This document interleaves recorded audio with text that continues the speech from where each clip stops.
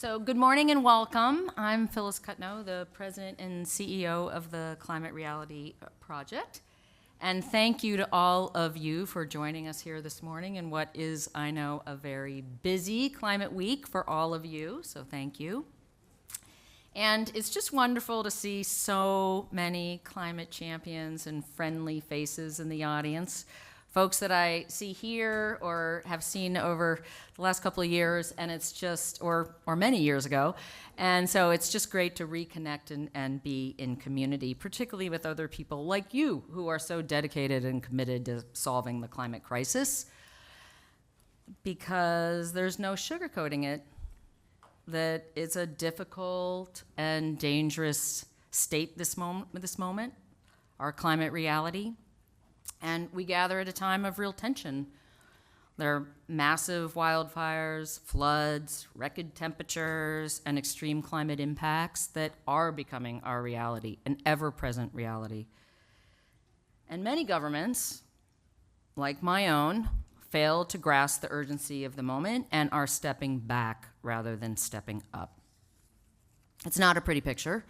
Certainly yesterday wasn't, and many are asking where we can look for much needed leadership. They wonder, how can we move forward in this bleak political environment? So that's what we want to learn today from our distinguished speakers and emerging young climate champions, who I am proud to say are both climate reality leaders. Amazing.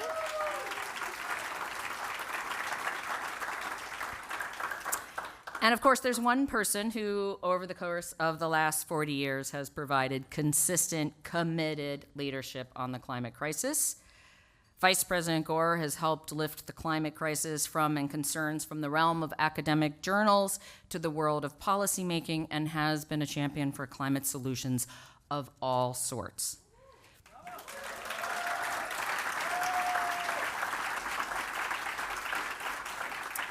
He's dedicated himself to educating and inspiring millions of people around the world and working to shape climate action from both the private and the public sectors. Now, just this year, on the 10-year anniversary of the Paris Agreement, the Climate Reality Project launched a climate reality tour. So we were in Paris, Nairobi, Rio, and next week, Ulaanbaatar, Mongolia, with our signature trainings. Every single training has been oversubscribed by a factor of 2 or 3. Demand is high. And to meet some of that demand, we've also launched a global platform to accompany the reality tour with some of the training content in 12 languages, English to Urdu. And do you know, in 6 months, more than 100,000 people have signed up to view content.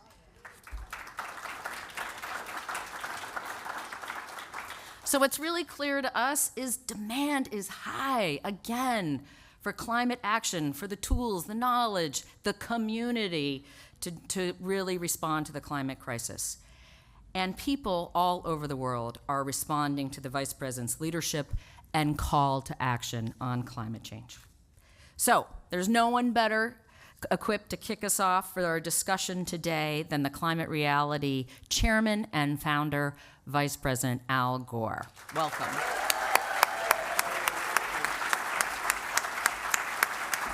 Thank you, fellas. Thank you. Thank you very much. Thank you, everyone. It's such a pleasure for me. I mean, really, I'm looking for a stronger word. When I walked in to see this turnout and this many people, thank you so much. It's just fantastic that you're here. And of course, at this point, we've got to all hang together in there. And I want to thank Phyllis for the great job that you're doing, the whole Climate Reality team. And I want to acknowledge Ted Roosevelt, our board member who is here, chairman of our audit committee, and his wife, Connie. Lots of distinguished guests who are here from the New York Assembly, Emily Gallagher, from the Ohio State Senate, Kent Smith is here. Senator, thank you very much. And the mayor of Malmo, Sweden, Katrin Katrine Chami, where are you, Mayor? Thank you so much for being here. Business leaders, Ron Geller, the CEO of Patagonia, is here. And Patagonia is, among my peeps, probably the most admired company in the entire world. Just a fantastic company, and appreciate Yvon Chouinard, and a new book about him out now by David Gellis. And anyway, so we're gathered here at a really perilous time to talk about this issue.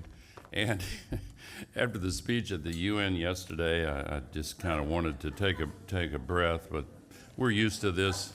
We're used to it by now. And anyway, I want to just say to anybody who has been tempted to feel down about this, believe me, I understand that, but I want to urge you not to feel that way. And I'm looking forward to having, I've introduced distinguished guests. I'm going to wait to introduce the people that are coming up on stage, but I do want to especially single out Rachel Kite, the UK's special representative for climate, a longtime friend. She's going to be up here talking with me, and I know that she agrees with some of the sentiments I'm about to share with you. You know, we see the bad news about the destructive climate impacts and the fact that so many nations are behind schedule and not on track to meet the commitments that they have made. And you go back 10 years to the historic Paris Agreement, and you look at what the world was like then and compare it to what the world is like today, 10 years later. And even though everybody who points out the shortcomings are right to do so, definitely, because we've got to accelerate progress. But don't make the mistake of thinking that there hadn't been progress. There's been a lot of positive change, no question about it.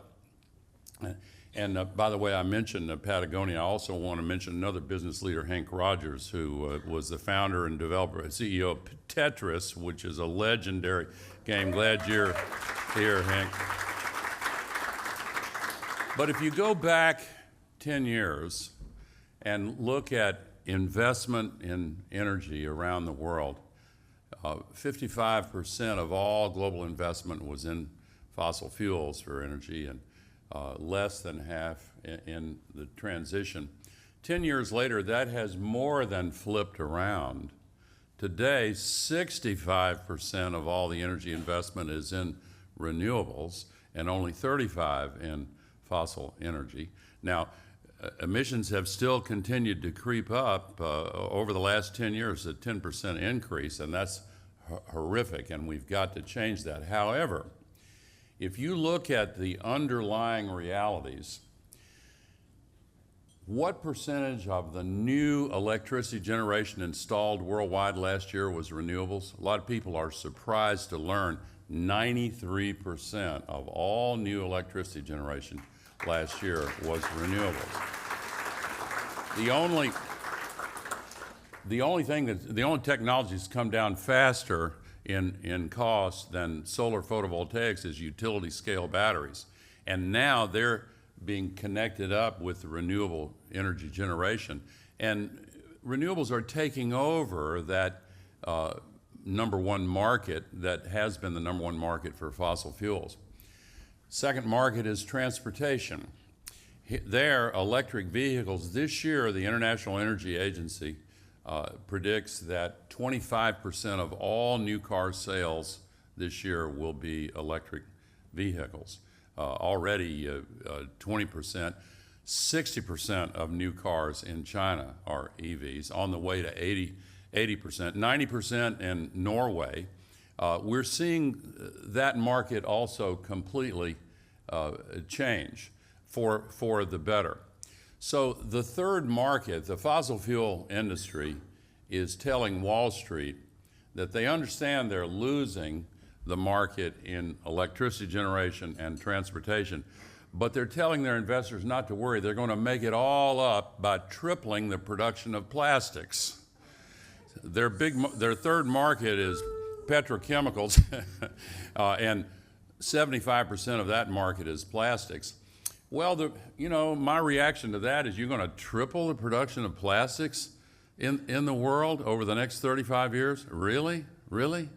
The researchers tell us, the best studies available tell us that we all have microplastics. The average person has microplastics in the brain to the quantity of a plastic spoon.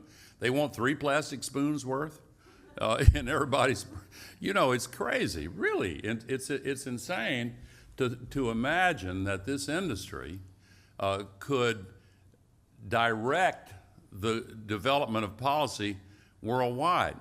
But, they're much better at capturing politicians than capturing emissions, and they have captured a lot of politicians, and they have become virtually hegemonic in policy areas that are important to their business model.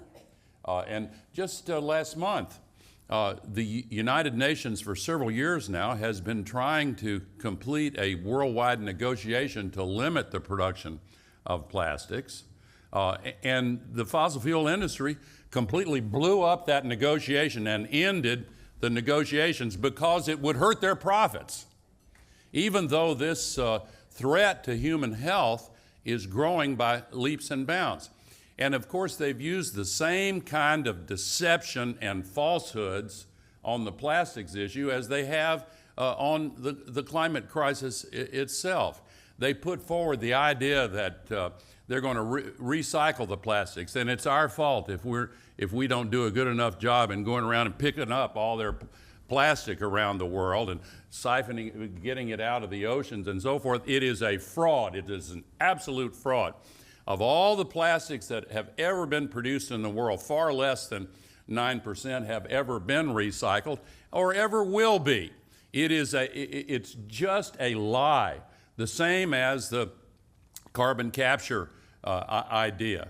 They want you to believe that they can just capture the emissions as they're going out the smokestack and push them back in the ground. It's a falsehood. But they are able to use their legacy political and economic networks to capture the policymaking process and to gain an unhealthy degree of control over the messaging about the climate crisis and the plastics crisis, and kind of, some of these oligopolies and autocrats, they yearn for the ability to control the information that comes to the people so that, I don't want to get off on this tangent, but there's a lot that could be said about that, as you know. But anyway, here's what I want to communicate most importantly of all. I want to give you a visual way of describing the overall situation. What I see is a big wheel turning in the right direction. And inside that big wheel, there are little wheels turning in the wrong direction. But they too are being moved tectonically, you could say, in the right direction. We are going to win this struggle. We are going to be successful.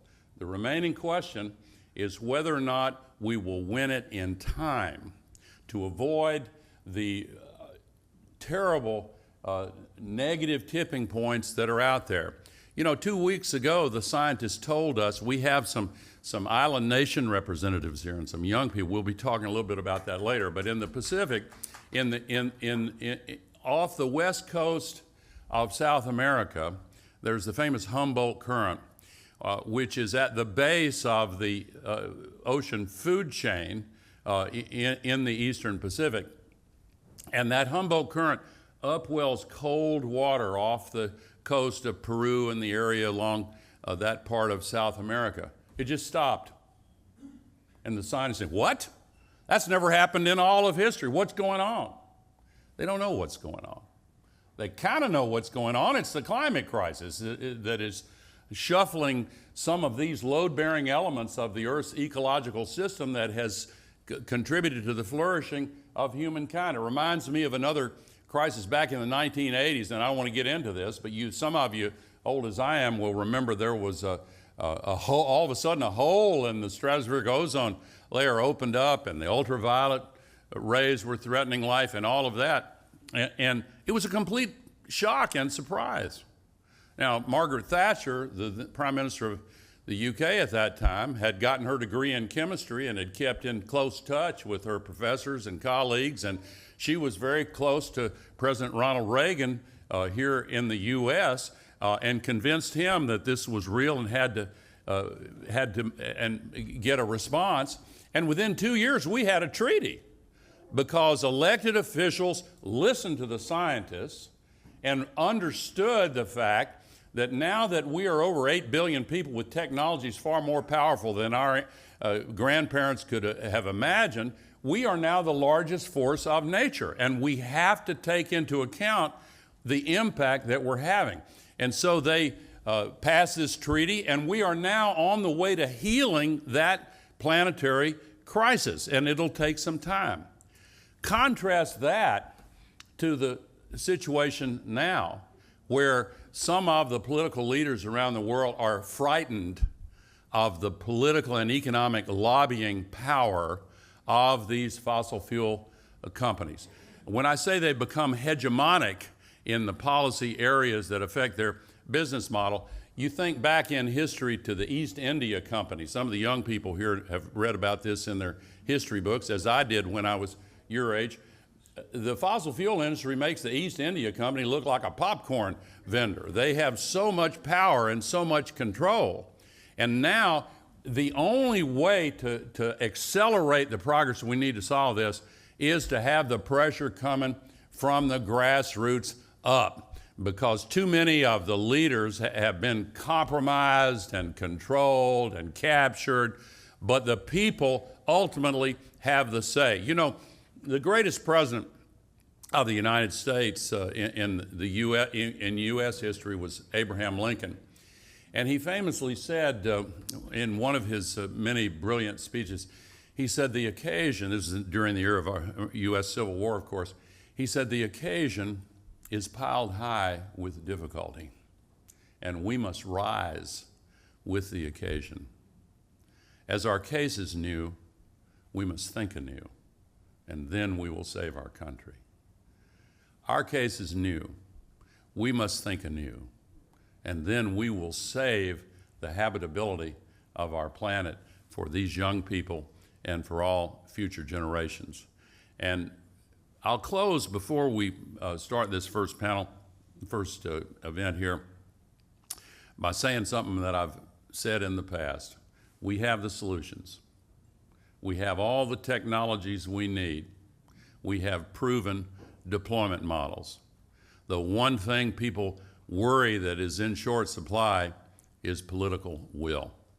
But political will is itself a renewable resource, and our job is to renew that resource. Let's get it done. Thank you for being here, and now let me call, Rachel, I think you're coming up now.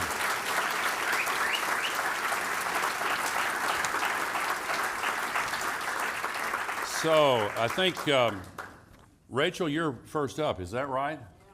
Come on, pardon me? Oh, that's right, of course. Hold on one second. Let me get and I haven't acknowledged you either, for goodness sake. This is okay. So, I'm honored to introduce the Special Representative on Climate for the United Kingdom, Rachel Kite. She is regarded as one of the leading go-to experts for heads of state looking to transition to clean energy. The Republic of the Marshall Islands is a very climate-vulnerable island nation responsible for very little of the emissions. I can't even hardly measure it, but the impact on the Marshall Islands is so tremendous. And even though it is responsible for very little of the emissions, this country has submitted an extremely ambitious NDC, and they submitted it on time, which is worth special recognition also. So I'm I'm thrilled to introduce Tina Stege, Climate Envoy for the Republic of the Marshall Islands, a relentless champion for small island nations. And if the two of you would please join me on stage, I appreciate it very much.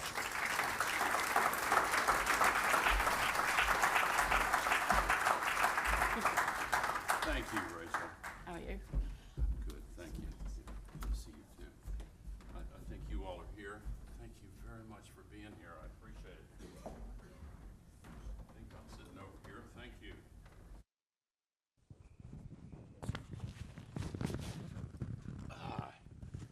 Well, we're honored to have you here, both of you.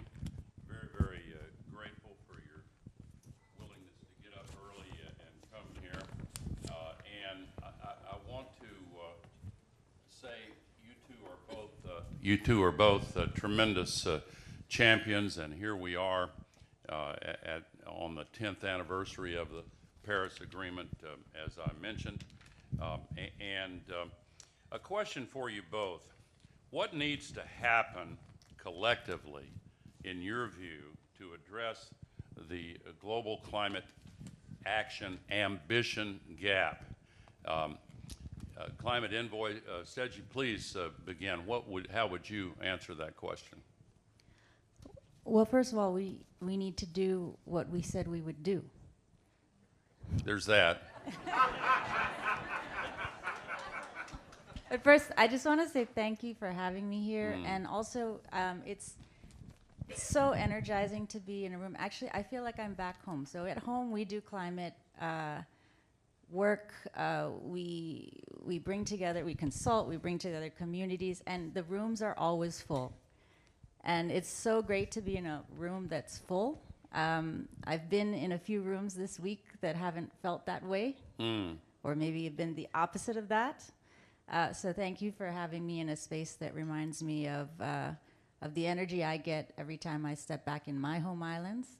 Here in this island of New York, we have that same energy. And I think that is something, that idea, that ethic of the connectedness is what the Marshall Islands has always brought to this conversation, and to the idea of what needs to be done. So yes, we begin by delivering on what we said we would do. And you spoke a bit about Paris, and we see as the sea levels rise that it's not enough. What we're doing is not enough, and we have to accelerate. But also, we know that much has been done, and coalitions have been built, including by the Marshall Islands. We're the 10 year of Paris, but it's also the 10-year anniversary of the High Ambition Coalition, which was started by my uncle Tony de Broom, and he had a saying: the ocean does connect us. You take care of your job, we take care of our job. We do it together, and the ocean will be healthy and safe. And to close that ambition gap, we need everyone to submit those NDCs, and that's where we started. It was in last year at the COP in Baku that we had been working hard on our NDC, but all those technical people were having trouble and getting it moving, getting it forward, and I'll never forget the moment in Baku when my president turned to our delegation and she looked at us. She says, "You will have this done by February 15." And that's what you need. You need that leadership. You need the political will from the very top to say, this is not up for discussion. We said we would do it, and we will do it. We were in the Marshalls on, looking at the time, pressing the button to submit that. We were one of 15 countries to do so. I think the lack of NDCs at that delivery point should have been a wake-up call. We talk about wake-up calls all the time in this process. We're having some more coming in now. Each one we celebrate, many of them need to be better. And there has to be a real honest assessment that we already know that these will not get us to where we need to be.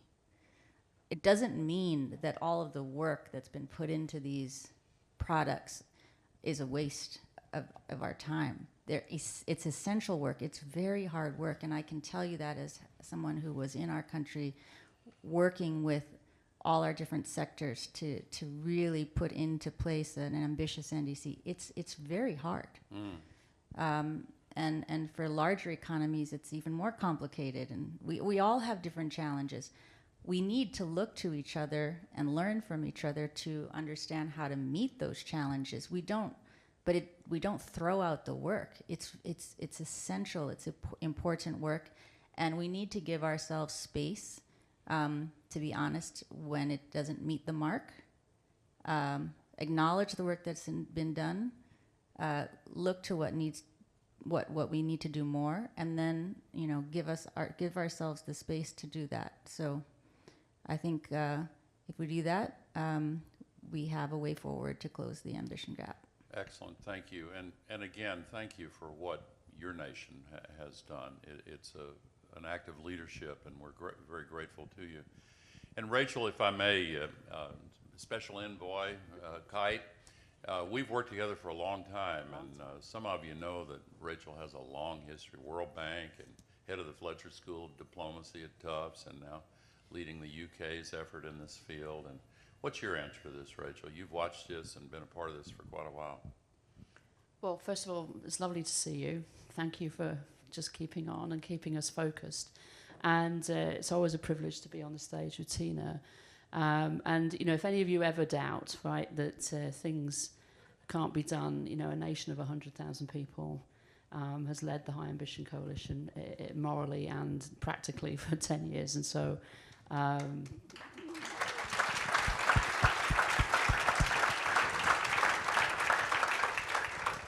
by the way, in honour of your uncle, in the middle of October, we've got a very important vote at the International Maritime Organization, where we are seeking to put a levy on bunker fuels, which are the highly polluting fuels that much of the world's shipping uses. And by the way, 40% of what we're shipping around the world is a fossil fuel. And the same, I think, there is a plurality of countries that want to see this go through. It's the beginning of the way to put a price on the most extreme pollution. And of course, those forces that don't want progress or whose business model is threatened by this kind of progress are on manoeuvres. We're the country hosting International Maritime Organizations. Its offices sit on the River Thames. And I hope that this is a moment where we hang together and resist the pressures, some of which are quite punitive for small and middle-sized countries, and we get this done. Get it done for us, but get it done for Tony.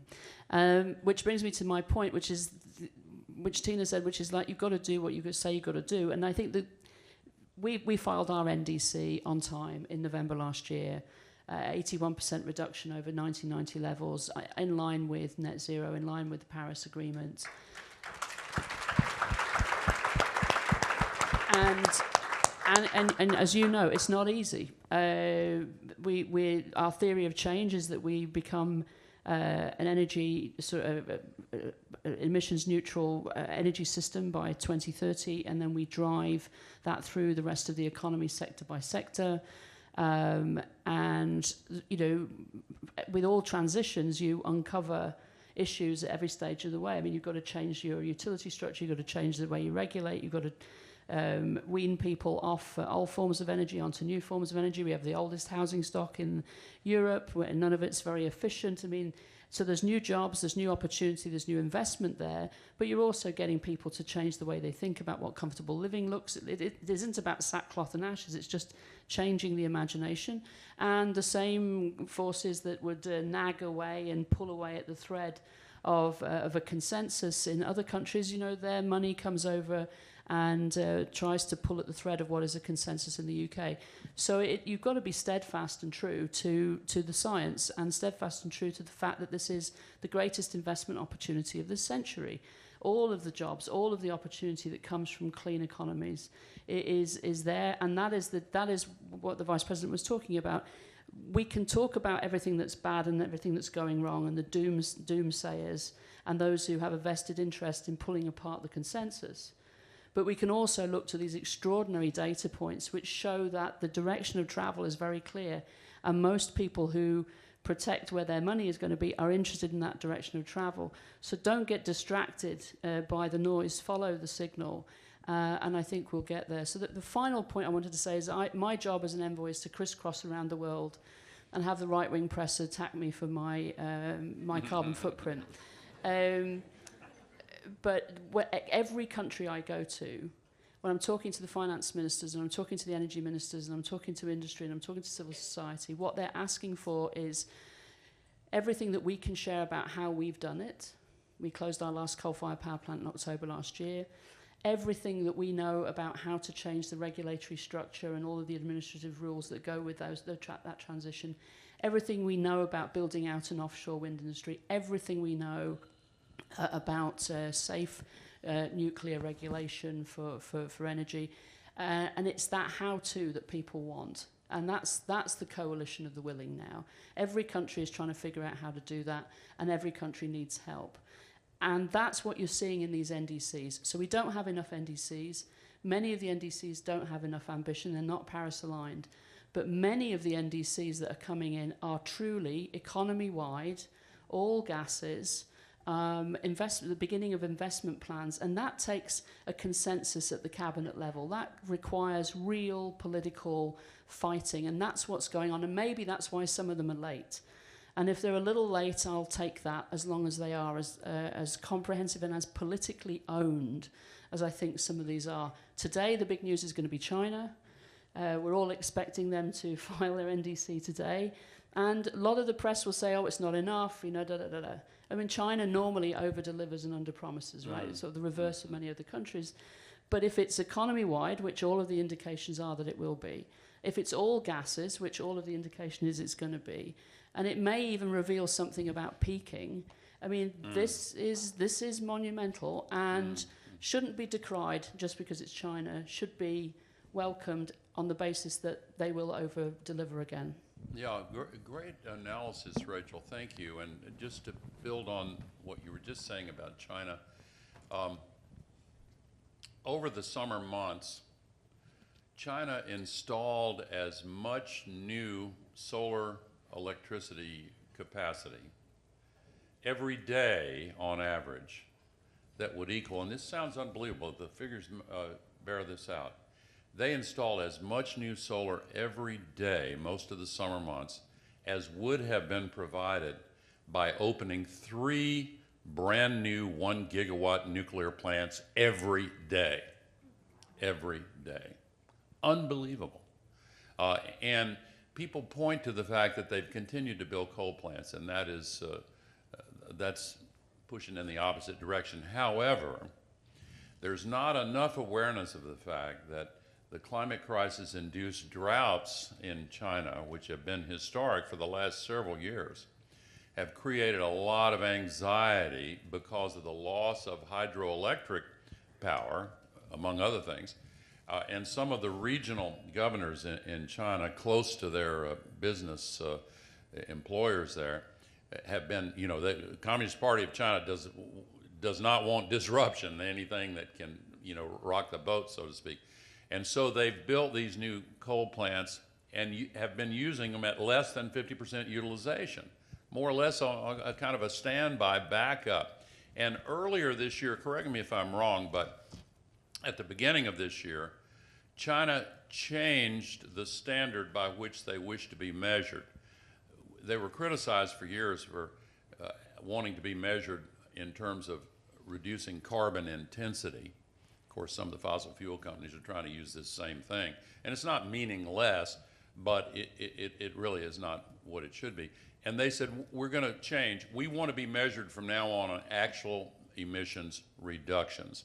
So we'll have to see what their NDC displays. So what time later today, is that right? Yeah, I think it's there's a high-level climate segment this afternoon, we expect the Chinese to announce their NDC at around about that time. So, Well, if, as everyone now sees is going to happen, renewable energy takes over and the sustainability transition picks up speed, it's a great tragedy that the United States of America is hobbling itself and allowing China to become the global leader in confronting the climate crisis. From the standpoint of the Marshall Islands, just if you, Tina, the perspective, that has to affect the way small nations look at the relative roles of the U.S. and China as we head into the future.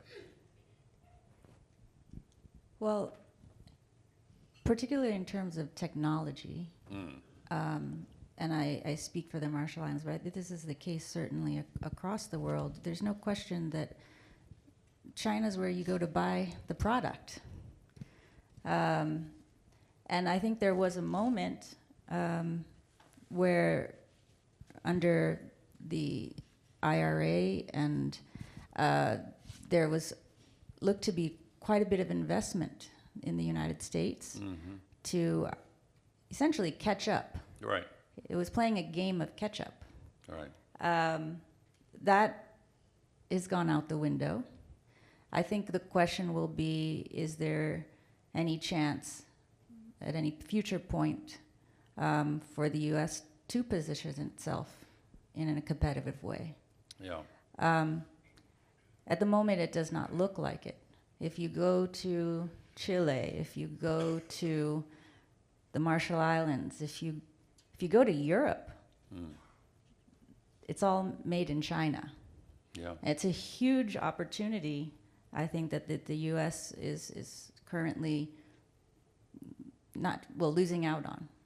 It's painted itself outside of the picture. But for a small country like mine, that access to technology is going to be the real issue. Wherever it's made is whether we can access it.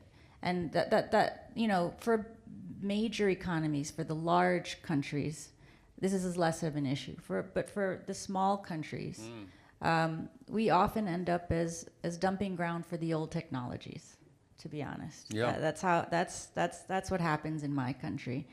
And so you get flooded with all the gas guzzling cars that nobody else wants because they can afford to buy the newer technology that's better for the planet. We want to be able to access that technology. We need the newest in battery storage. We need the newest in solar panels. And it's that access is not always there. And that's an equity issue. It's an equity issue that countries like mine have taken to these multilateral fora and argued to have, for example, more seats at the table in the big institutions, whether it be the financial institutions or the governing boards of the multilateral climate funds, and so there, that's one way we have asked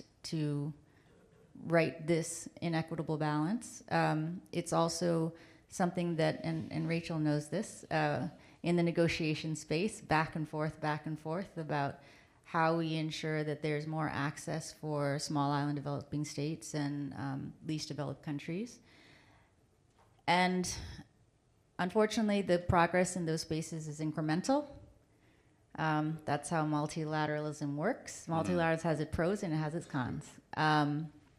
But one thing I will put to those who have said it's not worth it is, at least in terms of the climate, what else do we have for collectively coming together to share our ideas and to share our experiences and to say that we want to work together. The UNFCCC is the place where, the Marshall Islands can show up, take the mic, and sit next to whether it's China or the United States, not right now, or the UK, and get our 3 minutes and get our voice into the space. And we don't have a lot of spaces like that as the Marshall Islands. We don't go to the G20. We're not in the G7. We don't sit on the boards of the IMF or the World Bank. So this space it remains a critical space because it's where we have a voice. Yeah, well, thank you. And as an American, as a U.S. citizen, I am very concerned about the trajectory for the U.S. in these international negotiations. We've seen kind of a whiplash with Trump 1, and then Biden passed the IRA, now Trump 2, and it's just like one side, then the other. It's kind of a schizophrenic pattern, and the impression given to the rest of the world is could become that the U.S. is not reliable. I think that because of the Chinese Communist Party's dominance of China, the world is not likely to follow China as a global leader because the world is not aligned with the values that the Chinese Communist Party has. However, if the United States withdraws from its leadership role, and even worse, begins to convince some in the world that the U.S. is moving in an authoritarian direction, I hope that's not going to last. But that has grave implications for the future. So for those of us here who are Americans, we've got a lot of work to do. There used to be bipartisanship in the Congress. It stopped on climate when the Supreme Court ruled in the Citizens United case that unlimited anonymous donations could be made by corporations to political leaders. And that just opened the floodgates to corporate control of the U.S. political process. We've got to find a way to change that. However we do it, the essential element is going to be grassroots advocacy. So for those of you here, that's our mission. So the final question I want to ask the two of you, and I'll start again with you, Rachel. What is needed to make COP30 a success, and more specifically, what is it that people in this room and people they're connected to can do to enhance the prospects of a success at COP30? Okay, quickly. Climate math, okay? 195, that's the countries that are signed, ratified the Paris Agreement, minus 1 is 194, not 0. And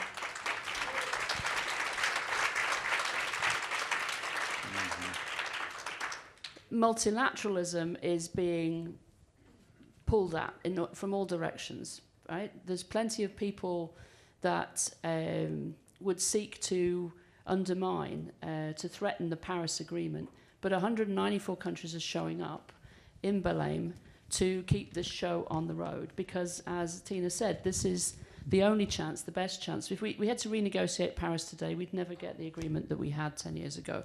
And so now we're in this difficult era of implementation where the ambition will be realized because people can see through implementation that actually we can achieve what we said we would, and we're learning all of the time.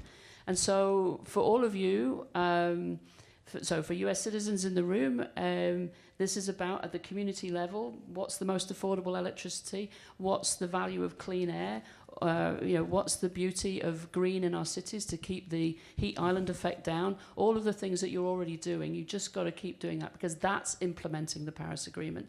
For those of us who will be in Belém, again, it's about working together in new forms of coalition, building on what we can see that works. There's an example of something working everywhere on every issue, and the question now is really how we scale it. The two things about Paris, one was the temperature goal, the other was that we would leave no one behind.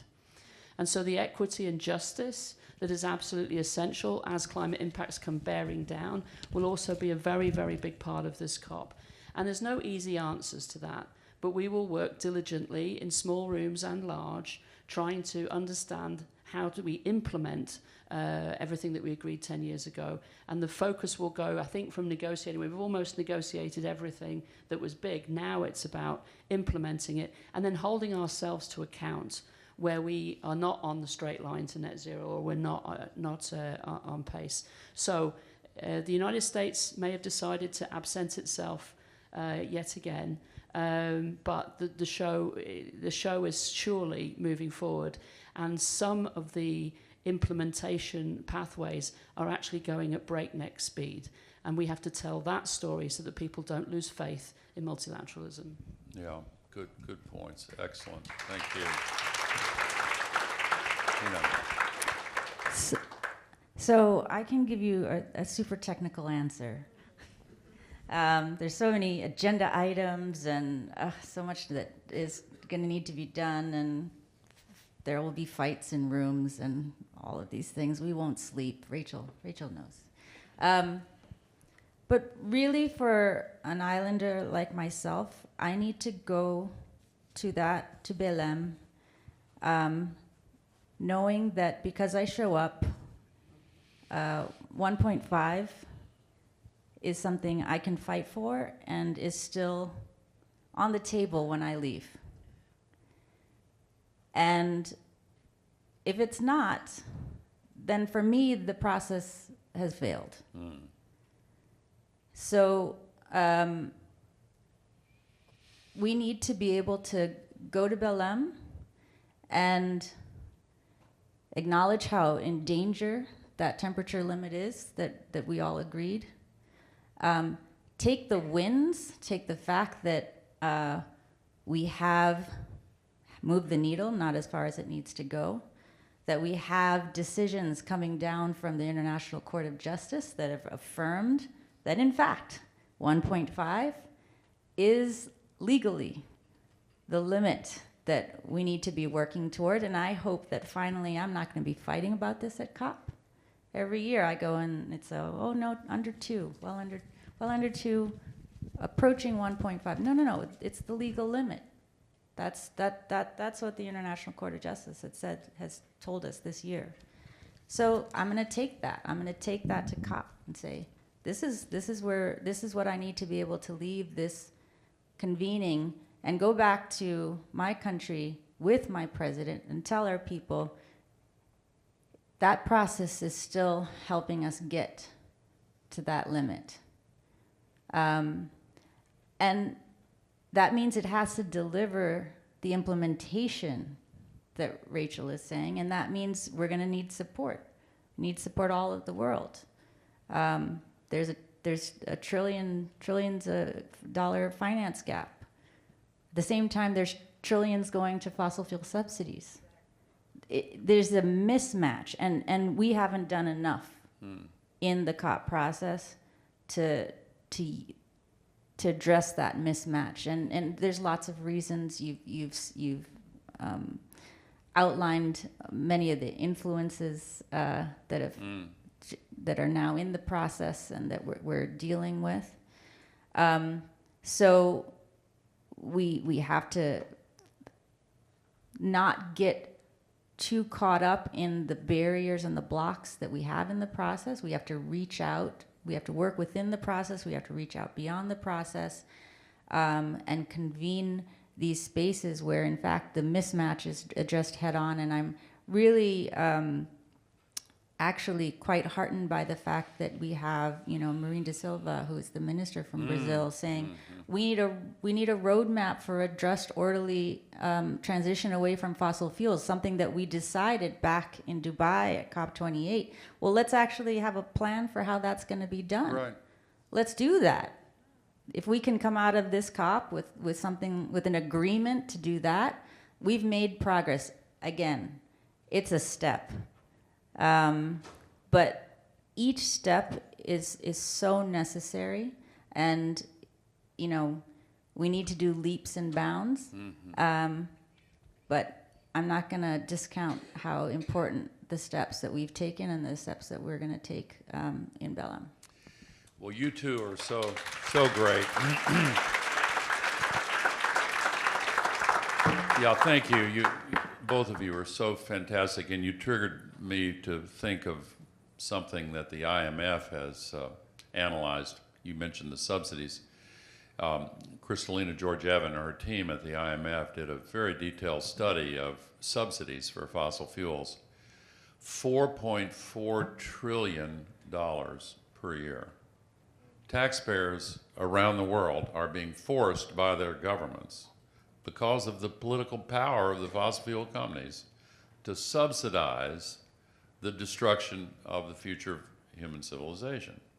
Now, simultaneously, the International Energy Agency has calculated what is the financial need for the energy transition, $4.5 trillion per year. So when people say, well, where's the money? Well, of course we need a tax on carbon, but we know that that's been tried and has been found to be extremely difficult. It may come at some point in the future. But really, to find the money, all we have to do is stop forcing taxpayers to subsidize fossil fuels. It's insane what we're doing. But final point that I would offer in this exchange, I'm a big fan of what's called Dornbush's law. It's named after the late economist Rudy Dornbush, who famously said, Dornbush's law, things take longer to happen than you think they will. And then they happen faster than you thought they could. Every great morally based movement in the history of humanity has gone through this same pattern. The advocates for the abolition of slavery reached points where they felt grave despair. Will it ever happen? Some of them almost gave up, exhausted. But then, and same thing with getting women's suffrage, the right of women to vote, and there have been other examples. But when the underbrush of confusion and distraction is cleared away and the central question is revealed as a choice between the right and wrong, then at a very deep level, because of who we are as human beings, I would say the way we've been created, the outcome becomes foreordained once the central question is in view. That's why the fossil fuel industry has said for years, all we have to do is create doubt in order to leverage the tendency to procrastination if a policy choice seems difficult. Well, you know, Mother Nature has joined this debate. And people are seeing right today this super typhoon is hitting China. Much of our country in the U.S. is in drought. Every day it's just more and more and more. 2 months ago we had in the U.S. 12 once in a 1,000-year extreme events over a 3-day period. The children killed in the Texas Guadalupe River Valley, horrible tragedy. There were 11 other once in a 1,000-year events the same week. At what point does it become clear that the central question is, are we going to do the right thing or continue to do the wrong thing? I'm hopeful. I'm optimistic. I think the hope is justified. But one of the reasons it is that we have dedicated champions who never give up. And there are no two better examples than our two guests in this first panel. Join me in thanking Rachel and Tina.